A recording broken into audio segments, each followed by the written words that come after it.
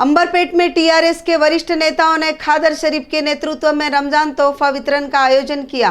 खादर शरीफ ने कहा कि तेलंगाना राज्य सरकार रमजान के पवित्र महीने के दौरान गरीब मुस्लिम भाइयों को महत्वाकांक्षी रूप से तोहफा मुहैया करेगी। अंबरपेट में आयोजित इस तोहफा समारोह में विधायक कोलेरू वेंकटेश मुख्य अतिथि थे।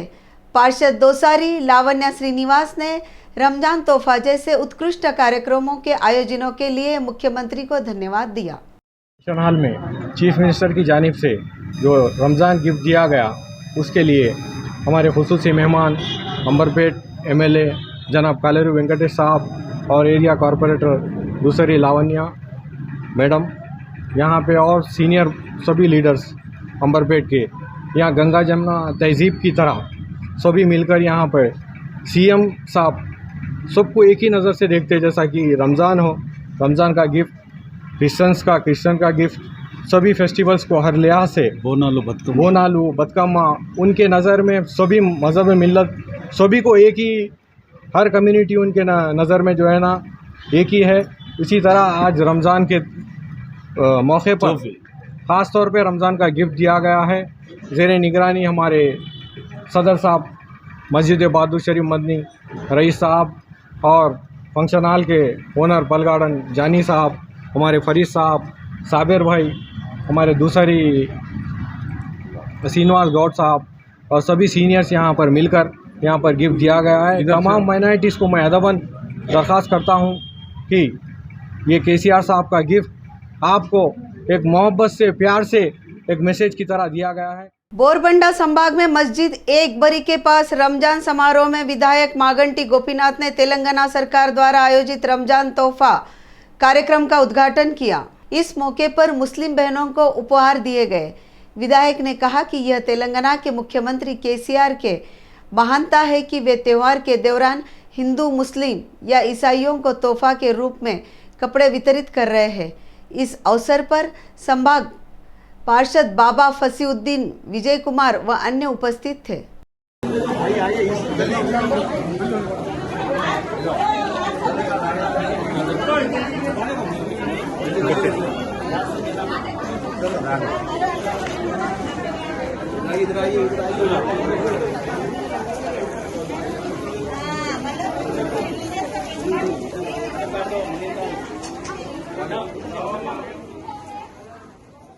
बीजेपी विधायक राजा सिंह ने कहा कि टीआरएस पार्टी एमआईएम से डरती है। उन्होंने कहा कि हैदराबाद में बहादुरपुरा फ्लाईओवर के उद्घाटन समारोह में एमआईएम पार्टी के बैनर लगे हुए थे। राजा सिंह ने सवाल किया कि इस फ्लाईओवर का एमआईएम के पैसे से बनाया गया है। उन्होंने एमआईएम देशद्रोही बताते हुए कहा कि जहां 13 एमआईएम की पिछलगु बनी हुई है, वही एमआईएम 13 को दबाने का प्रयास कर रही है।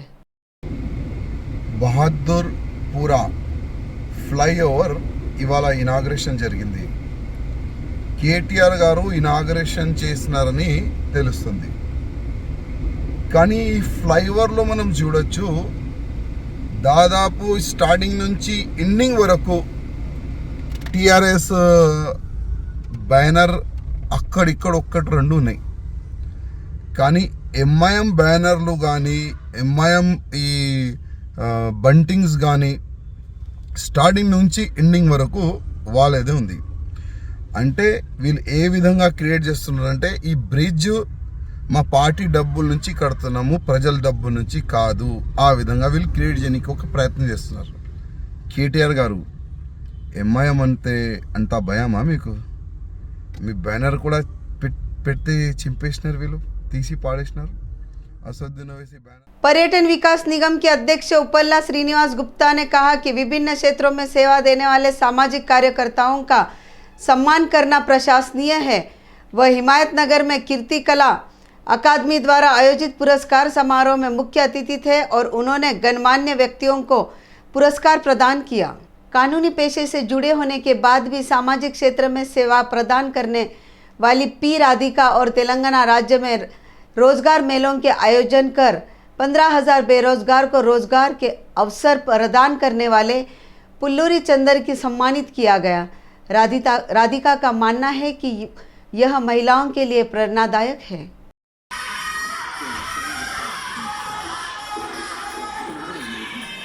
రండి కిరణ్ గుర్తుకొండ గారి తర్వాత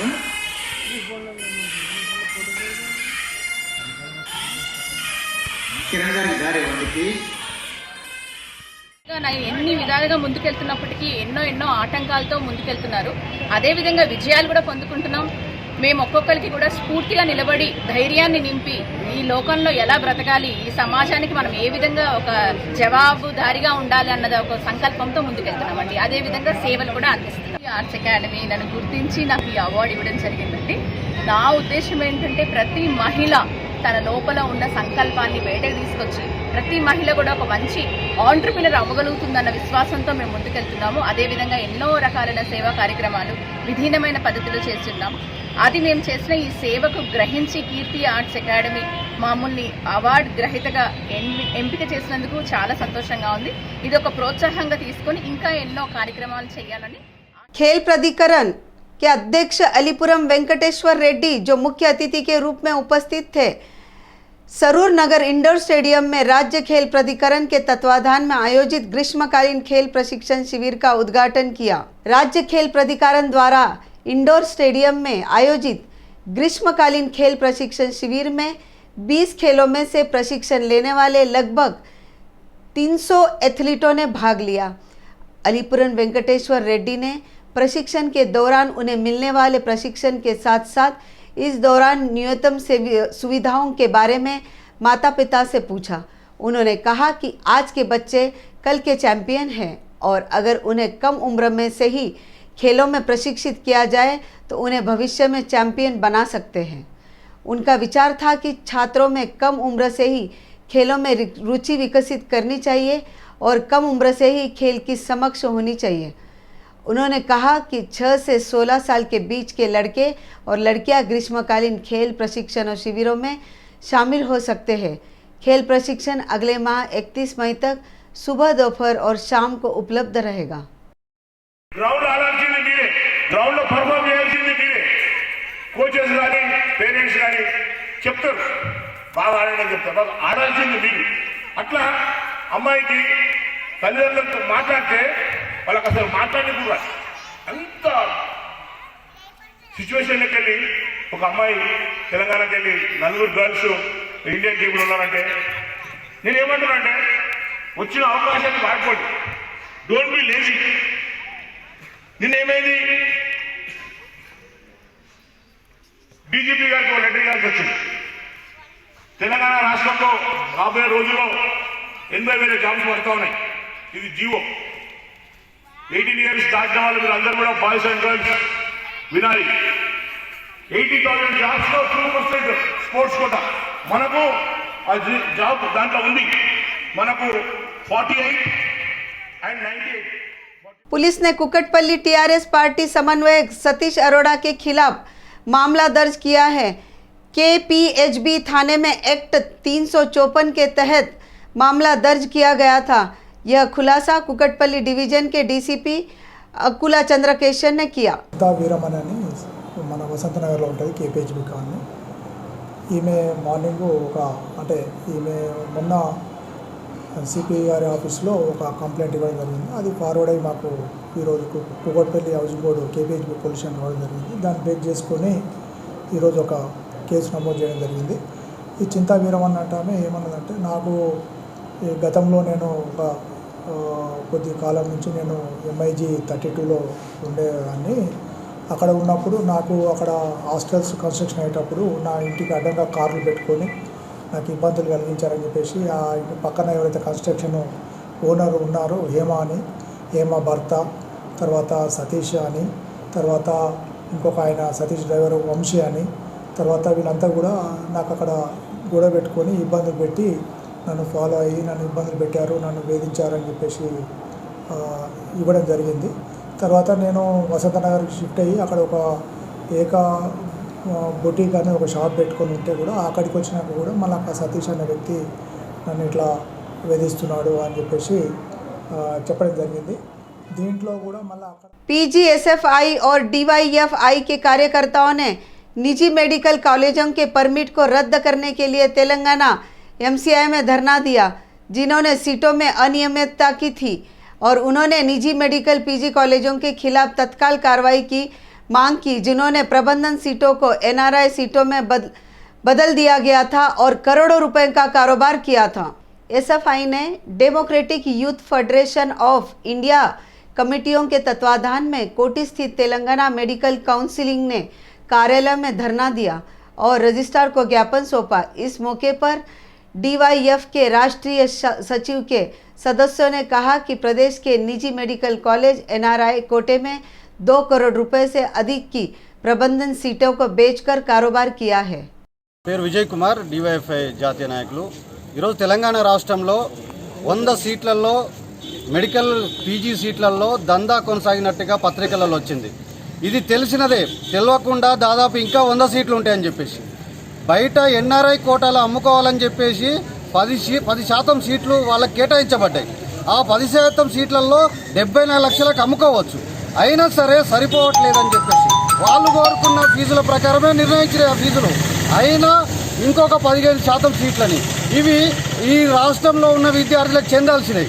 వాళ్ళు అట్లా చెందించకుండా మెరిట్ ఉన్న విద్యార్థులతోటి బయట రాష్ట్రాల విద్యార్థులతోటి ఒప్పందం కుదుర్చుకొని వాళ్ళని ఇక్కడ కేటాయించుకొని ఆ తర్వాత కౌన్సిలింగ్ అయిపోయిన తర్వాత వాళ్ళకి అక్కడ మెరిట్ విద్యార్థులు కాబట్టి అక్కడ సీట్లలో వస్తాయి।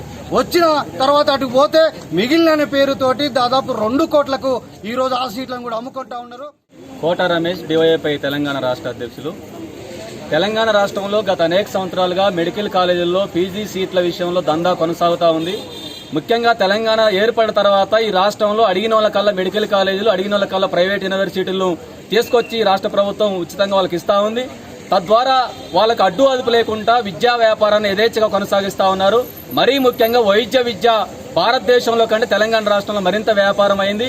2 కోట్లు గనక చెల్లించకపోతే ఇవాళ సామాన్య విద్యార్థులు, ఎస్సీ ఎస్టీ బీసీ మైనార్టీ అణగారిన వర్గాల విద్యార్థులకు మెడికల్ విద్య అందలేని పరిస్థితి ఉన్నది। सिकंदराबाद के मारेडपल्ली ईदगाह में श्री गणेश फाउंडेशन द्वारा आयोजित इफ्तार समारोह सफल रहा। इस कार्यक्रम में फाउंडेशन के प्रमुख श्री गणेश ने भाग लिया। श्री गणेश रमजान मुस्लिम भाइयों को शुभकामनाएं दी। मारेडपल्ली में हजरत सैयद शाह वली मस्जिद में विशेष नमाज अदा की गई। इसके बाद इफ्तार का आयोजन किया गया। उन्होंने रमजान को ऐसे पवित्र महीने में अल्लाह की रहमत से सभी लोगों को खुश रहने की कामना की। वे उन सभी त्यौहार का सम्मान करना चाहते हैं जो धार्मिक समुदाय के प्रतीक के रूप में खड़े हैं।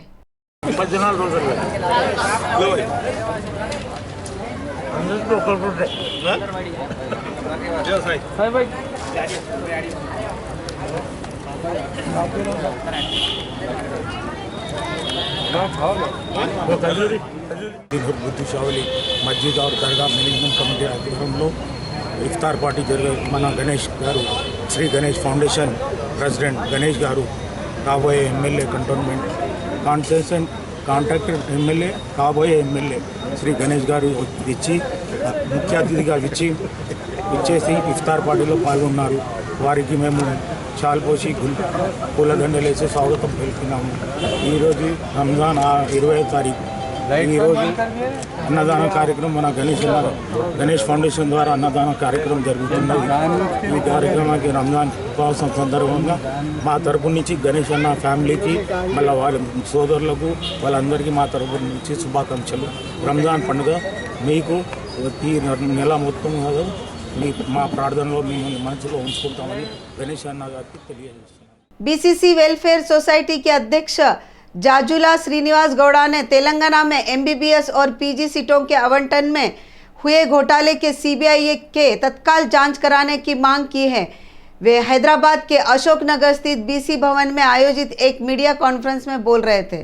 उन्होंने कहा कि यह दुर्भाग्यपूर्ण है कि मेडिकल काउंसलिंग में हो रहे घोटालों को लेकर मुख्यमंत्री को बार बार ज्ञापन सौंपने के बाद भी सरकार ने कार्रवाई नहीं की।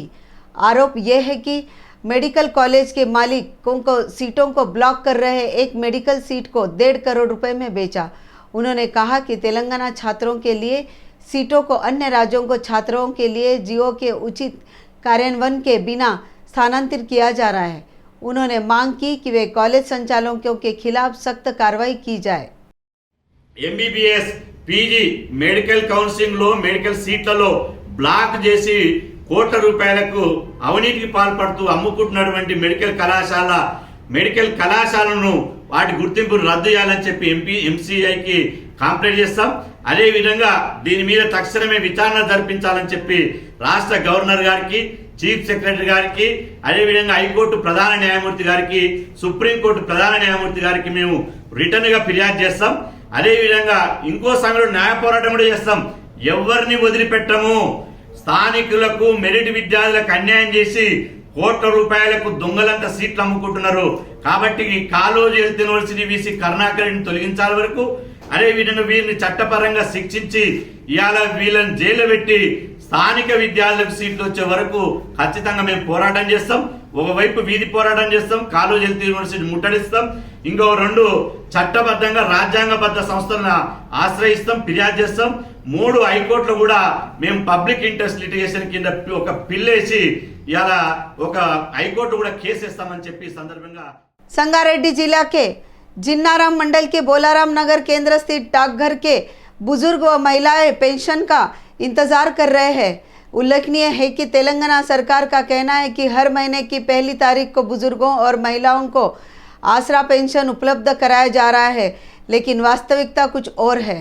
दरअसल 20 तारीख बीत जाने के बाद भी लोगों की अभी तक पेंशन नहीं मिली है। चिलचिलाती धूप के कारण पेंशन के लिए खड़े बुजुर्गों को कई कठिनाइयों का सामना करना पड़ रहा है। भाजपा नगर पालिका अध्यक्ष आनंद कृष्ण रेड्डी ने मांग की है कि वह विधायक मेपाल रेड्डी राज्य सरकार से इस बात का आग्रह करे कि पेंशन आवंटन के एक उचित तारीख को घोषणा करे, ताकि उन्हें किसी भी कठिनाइयों का सामना न करना पड़े। సార్ నమస్తే కలెక్టర్ గారు.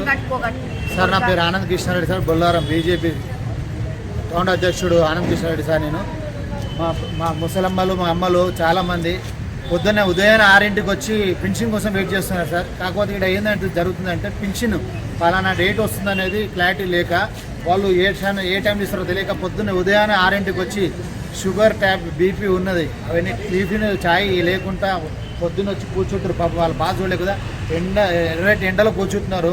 వాళ్ళకి ఎలాంటి ఇక్కడ సహకారం, నీళ్ళ సహకారం ఇక్కడ లేకపోతే నీళ్ళ మంచినీళ్ళ నేను ఇక్కడ ఏర్పాటు చేశాను. కానీ మీరు మీ దృష్టికి తీసుకొచ్చడం ఏంటంటే వీళ్ళకు నెక్స్ట్ టైం పెన్షన్ ఫలానా రోజు వస్తుంది, 5 తారీఖు వస్తుందా, 10 తారీఖు వస్తుందా, 20 తారీఖు వస్తుంది అంటే ఆ డేట్ నాడు వాళ్ళు ఇంట్లో చెప్పుకొని వచ్చి కూర్చుంటారు సార్. ఎందుకంటే ప్రతిరోజు వచ్చి పొద్దున 6 గంటలకు వచ్చి కూర్చొని 10 గంటల దాకా ఆఫీసర్లు వచ్చేవారు వెయిట్ చేసి వాళ్ళు రెస్పాన్స్ చేయకుండా పోతున్నారు. మీరు కొంచెం ఇది పట్టించుకొని మా అమ్మలకు తొందరగా పెన్షన్ వచ్చేట్టు ప్రయత్నం చేయండి సార్ ప్లీజ్ దయచేసి. समयपेट में आत्महत्या करने वाले मां बेटे की परिवार वालों से मुलाकात की। उन्होंने मृतकों के चित्रों पर माल्यार्पण किया और श्रद्धांजलि अर्पित की और एकजुटता व्यक्त की। भाजपा का आरोप है कि टीआरएस सांसदों और पुलिस प्रताड़ना के चलते मां बेटे ने खुदकुशी की। संयोजक रविंदर विश्वनाथ ने कहा कि मृतक के परिवार सदस्यों को उनके परिवार को कानूनी रूप से समर्थन देने के लिए हर संभव तरीके से प्रोत्साहन किया जाएगा। కామారెడ్డిలో తల్లి సమేతంగా ఆత్మహత్యకు కారణమైనటువంటి వివరాలను తెలుసుకొని మరి ఆ కుటుంబానికి ఆత్మస్థైర్యం నింపడానికి చట్టం తరపున అడ్వకేట్లుగా మేము సాయం చేస్తాం అంటూ association president bar council member అయినటువంటి గోకుల్ రామారావు గారు, అదేవిధంగా Bharatiya Janata party legal cell convener అయినటువంటి విశ్వనాథ్ గారు, మరి హైకోర్టులో ప్రాక్టీస్ చేసే ఒక 20 మంది అడ్వకేట్లు, మెదక్లో ప్రాక్టీస్ చేసే వాళ్ళము ఈ కుటుంబాన్ని పరిశీలించడానికి ఇక్కడ వచ్చాము. ఈ రాష్ట్రంలో వ్యాపారులకు స్వేచ్ఛ లేదు. ఒక వ్యాపారం చేసుకోవాలంటే ఆ మున్సిపల్ కమిషనర్ మున్సిపల్ చైర్మన్ కలవాలి, ఎమ్మెల్యేలను కలవాలి, కాంట్రాక్ట్ చేయాలన్నా కలవాలి. जोगुलंबा गढ़वाल जिले के उंडवेली अंचल के इटेकला पाड़ू गांव के बाहरी इलाके में नेशनल हाईवे पर हैदराबाद से कर्नूल जाते समय अचानक कार के टायर फट जाने से तेलुगु देशम नेता कर्नूल के पूर्व एमपीपी राजावर्धन रेड्डी गंभीर रूप से घायल हो गए। उन्हें तुरंत अस्पताल में भर्ती कराया गया। उनका कार चालक सुरक्षित बच गया। जगित्याल जिले के गोलापल्ली मंडल के तिरुमलापुर में हुए सड़क हादसे में पिता की मौत हो गई, जबकि उनकी बेटी की कल शादी होनी थी। इस घटना ने परिवार वालों को झकझोर कर दिया है। जगित्याल ग्रामीण अंचल जबितापुर के पास सड़क दुर्घटना में तिरुमलापुर गांव के बी नेरैया को एक कार ने टक्कर मार दी। इससे उनकी मौके पर मौत ही हो गई। घटना उस वक्त हुई जब कल बेटी की शादी होनी थी।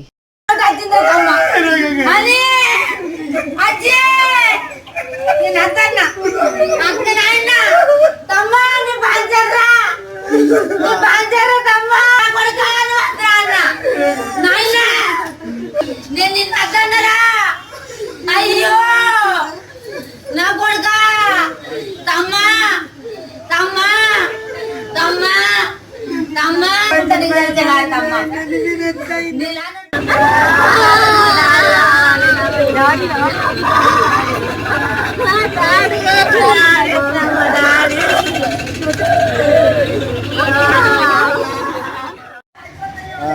తిరుమలాపూర్ నుండి జగిత్యాలకు పెళ్లి పనుల కోసం వాళ్ళ కూతురు పెళ్లి రేపు ఉందనగా పెళ్లి పనుల కోసం పెళ్లి సామాన్ కోసం వీళ్ళు వస్తుండగా జాప్తాపూర్ పెట్రోల్ బంక్ కొత్త పెట్రోల్ బంక్ దగ్గర యాక్సిడెంట్ జరిగింది. జగిత్యాల వస్తుండగా కారు వచ్చి ఢీకోవడం జరిగింది. ఏం పేరు? ఆయన పేరు బైన నర్సయ్య. ఎక్కడుంటాడు? తిరుమలాపూర్ గ్రామం. అంటే రేపేనా వాళ్ళ కూతురు పెళ్లి ఉంది రేపే. ఎవరితో వస్తుంది? వాళ్ళ కూతురు వాళ్ళ తెలిసిన ఆయనతో అన్నయ్య కొడుకుతో వస్తుంది. బాగా సామాన్ తీసుకోనికి రేపు పెళ్లి ఉంటుంది కదా, సామాన్ తీసుకొని పోదామనే ఉద్దేశంతో వస్తున్నారు. అనుకోకుండా